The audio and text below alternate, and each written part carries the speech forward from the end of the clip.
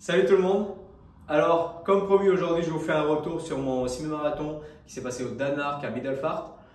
Donc, comme vous le savez, j'ai été invité par ma belle-sœur à le faire.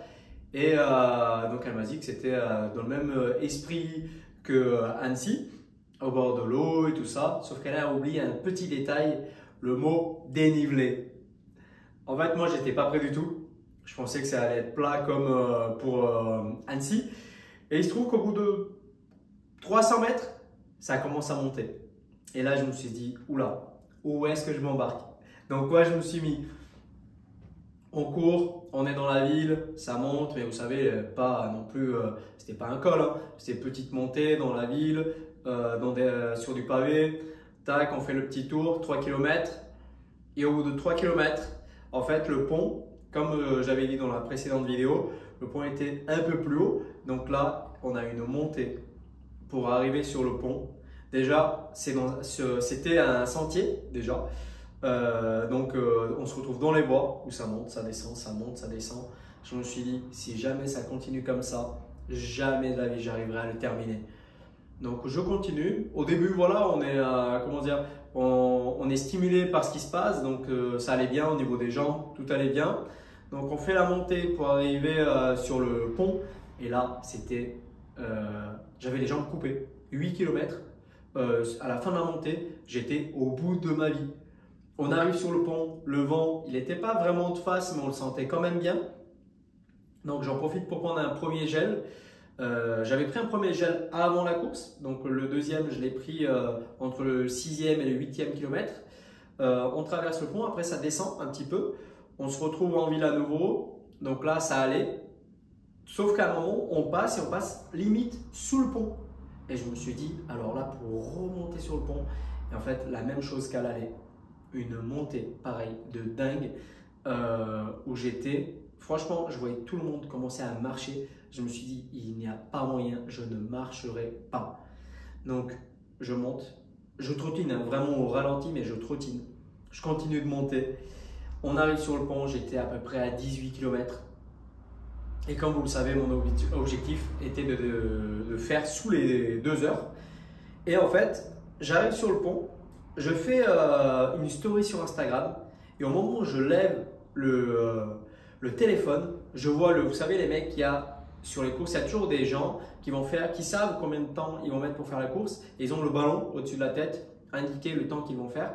Et du coup, je lève le téléphone et là, je vois le ballon des 2 heures. Juste derrière moi. Mais quand je dis derrière moi, c'était moi j'étais là et lui il courait là.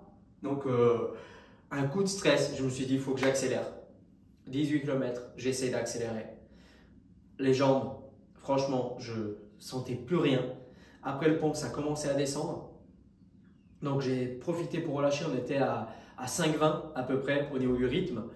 Et chose déjà qui est très très rapide par rapport à mon rythme de 5,45. On arrive au 20e kilomètre et là, je le vois, il me double. Et moi, je ne pouvais plus accélérer. Donc, je continue. On arrive à 21. J'essaye d'accélérer. Je suis à côté de lui. J'ai même fait une photo sur Instagram. Vous l'avez vu. J'essaye d'accélérer. J'ai une crampe au quadriceps. Et donc, je commence à courir un peu n'importe comment. Parce que je voulais quand même arriver avant lui. Et il se trouve qu'en fait, eux, quand ils ont un temps déterminé, ils ne passent pas la ligne d'arrivée. Ça veut dire qu'ils attendent devant la ligne d'arrivée pour passer à pile à 2 heures. Et en fait, je vois qu'ils s'arrêtent. Donc, je me suis dit, j'ai une dernière chance. J'essaie d'accélérer. Boum, crampe au mollet droit. Et là, je courais, je sais pas, un pingouin. Je courais, c'était n'importe quoi. Donc, j'essaie d'arriver à la ligne d'arrivée. Je passe la ligne d'arrivée, je fais un pas et lui passe juste derrière moi. Je me suis dit, il y a moyen que je sois sous les 2 heures. Je reçois un SMS automatique parce que là-bas c'est comme ça en fait, on reçoit un SMS automatique avec le temps et tout ça. Et donc je reçois 1:59:54. Objectif atteint. Franchement, au niveau fierté, un truc de dingue parce que je fais sous les 2 heures.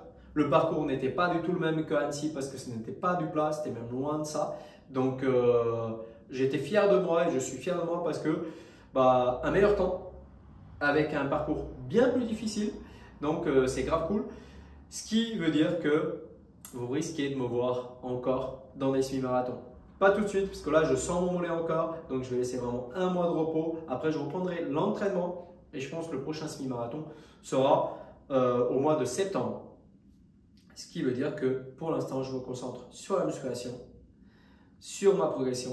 Parce que comme vous le savez, je suis en train de faire mon e-book actuellement. Donc 12 semaines de travail pour un maximum de résultats physiques. J'ai déjà commencé à changer physiquement, visuellement. Je commence déjà à le voir. Aujourd'hui d'ailleurs, c'est le jour de la photo du 15e jour. Et je posterai toutes mes photos à la fin de ma transformation. Donc tous les 15 jours, il y a une photo pour voir vraiment le changement physique. Si jamais vous avez envie de connaître ce e-book, de vraiment, avant même de l'acheter, d'avoir toutes les informations, je vous laisse cliquer sur le lien en description.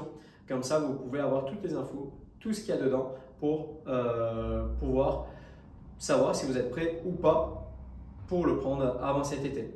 Mais sachez-le que 12 semaines, ça passe vite et que l'été est bientôt là. En tout cas, merci d'avoir regardé la vidéo. Abonnez-vous.